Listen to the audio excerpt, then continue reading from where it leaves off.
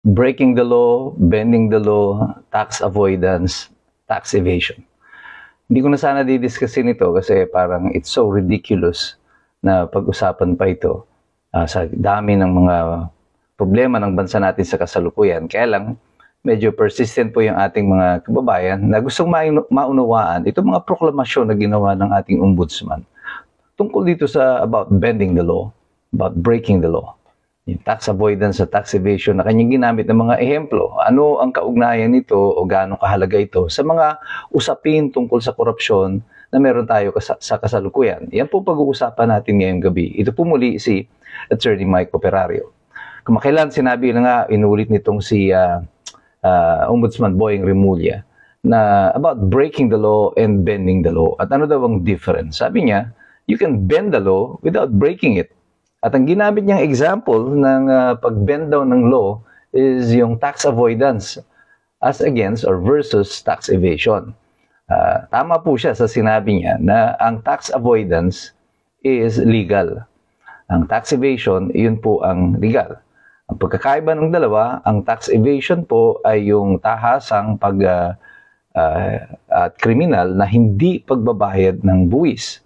Ang tax avoidance naman po ay mga legal na scheme na kung saan ay pinabababa mo or humahanap ka ng mga legal na paraan para hindi ka magbayad ng buwis o di kaya ay mabawasan ang binabayaran mong buwis. Ang tax avoidance po ay hindi kaso ng bending the law because it is legal. Ito ay pinoprovide po ng batas as an alternative to the taxpayer na maaari mong gamitin. Ang mga example po nito ay halimbawa, yung pong pagdodonate mo sa mga charitable institution ay tax deductible yan. Pwede mong i-deduct yan doon sa iyong mga binabayaran na buwis. Kaya may mga malalaking mga korporasyon o mayayaman mga individual, mapapansin niyo, panay na nagdo-donate sa mga charitable institution. Ang dahilan po dyan, ito po ay tax deductible sa mga korporasyon para hindi mapapatawan ng buwis ang kanilang mga corporate income, yung mga shareholders.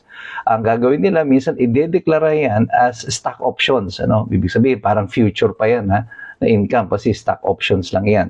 At dahil hindi mo pa siya actually kinita o hindi siya naging cash, hindi mo pa siya mabubuwisan. Yan po yung mga ilan lamang sa mga legal na paraan na kung saan pwede itong i-implementa ng isang tao para makaiwas siya sa pagbabayad ng buwis o di kaya mabawasan yung kanyang pagbabayad ng buwis. Ang tax evasion po ay yung talagang ayaw mo magbayad ng buwis, hindi ka nagdeklara, hindi ka nagsabi ng totoo at hindi mo inireport sa BIR yung tama mong buwis sa binabayaran. And relatedly, si Bongbong Marcos ay isa po sa mga kinonvict noon ng korte for tax evasion. At yung una niyang kaso ay meron niyang pagkakabilanggo. Actually, naging usapin ito nung sa kanyang pagtakbo noon, I think sa Vice Presidente. Dahil nga mayroon siyang kaso for which he was convicted involving moral turpitude. However, pagdating sa Court of Appeals, in-uphold yung pagbabayad niya ng fine. However, tinanggal yung imprisonment. Hindi na binanggit yung imprisonment, which is very strange. Dahil usually yung magkasama po yung fine at saka yung imprisonment. But, be that as it may, yun na yung naging sitwasyon niya. Yung tax evasion, kagaya niyan, nung nangyari kay Bongbong Marcos, yun po talaga yung kasong kriminal. Ngayon, bakit hindi po pwedeng ang konsepto ng bending the law ay nag-a-apply sa isang demokrasyang bansa kagaya natin? Ang legal principle po na ina-apply sa mga demokratikong bansa is the legal principle that is espoused by John Adams. Sabi niya, ours is a government of laws and not of men. Ang atin daw pong pamahalaan ay gobyerno ng mga batas at hindi ng mga tao. Ang ibig sabihin nito, sa isang demokrasyang gobyerno, demokrasyang bansa, mahalaga na ang mga batas ay naipapatupad ng maayos at ito ay alam ng mga tao to govern their conduct. Ito rin po ang garantiya ng mga mamamayan na hindi aabuso ang pamahalaan because there is a set rules na dapat nilang gabay hindi lang sa pagsunod ng tao, kundi sa pagpapatupad ng pamahalaan ng mga pulisiya na pinaiiral sa kanilang bansa. At hindi ito nakabase sa whims and caprice o yung kagustuhan lamang ng iilang mga namumuno. At yan po ang konsepto ng batas. Kaya nga po, ang legal principle na ina-apply sa atin, at ito ay pinag-aralan din naman ng mga abogado, kagaya po ni Boying Rimulya, at alam niya ito. Ang sabi diyan, dura lex sed lex. The law may be hard, but that is the law. Maaring hindi mo gusto yung batas, masyadong mapanikil yung batas, pero wala tayong magagawa. Ito ang batas eh. So kailangan natin itong sundin. Kaya ikaw ay alam mo ang batas o hindi, kailangan ka pa rin sumunod dito. Kaya nga yung another legal principle in Latin, na alam din sigurado ito ni Boying Rimulya, yung ignorantia legis neminim excusat. Ignorance of the law excuses no one from compliance therewith.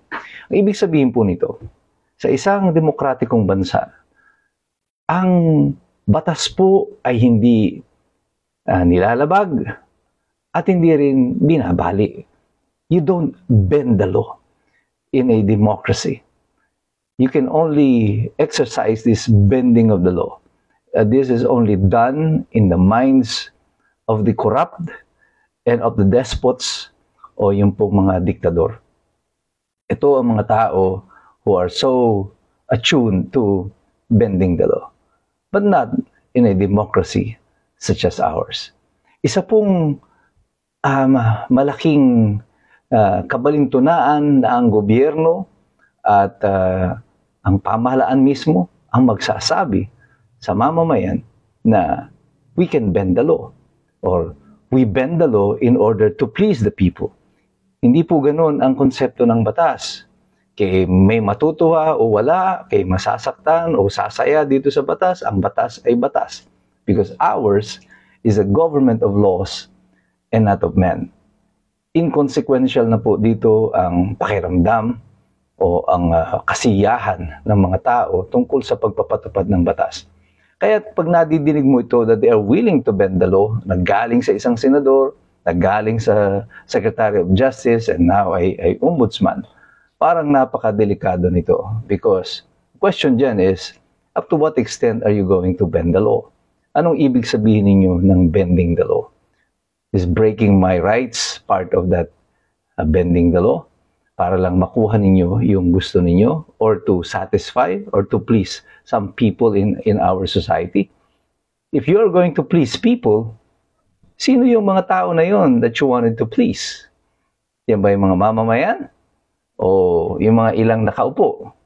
O yung mga ilang naaakusahan ng pagnanakaw? Are they part of the people that you want to please? Kanya po isinet at nilagay po ang mga konsepto na yan ng batas. Ito po ay garantiya ng mamamayan laban sa pag-abuso ng pamahalaan. Pati ang Constitution po natin, the Bill of Rights, is the people's guarantee against the abuses of the government. Ang Bill of Rights po ay hindi para sa gobyerno. Ito ay para sa gobyerno na sundin.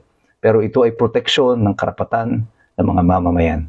At ngayon po, yan ay alam nyo na. Kaya po tayong lahat, patuloy tayong mag-engage, patuloy tayong makilahok, patuloy tayong mag-participate sa usapin na ito ng katiwalayan sa ating pamahalaan.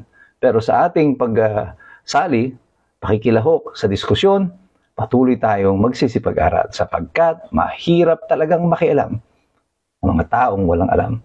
God bless you, God bless us all. Mabuhay ang Republika ng Pilipinas.